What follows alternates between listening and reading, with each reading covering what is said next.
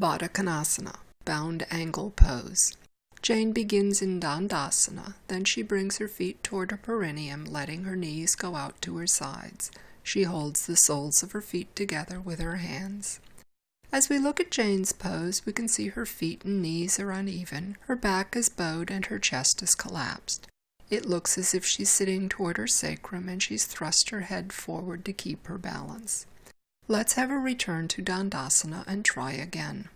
This time Jane grabs the inside angles of her knees to pull her relaxed legs back and out. As she releases her knees, she evens her feet, placing the soles together. Wrapping her hands around her feet helps Jane hold them in place and lift her torso. Then she wants to sit toward the front of her sits bones. Next, Jane wants to stretch her knees away from her midline as she presses her feet together.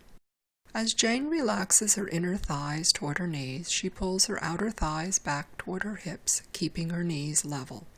Then she lifts her torso away from her hips. Finally, she wants to lift her chest, roll her shoulders down and back, and lift her head. To exit Baddah Konasana, Jane lifts her knees with her hands and pushes her relaxed legs back into Dandasana. Let's watch Jane's skeleton in Baddah Konasana.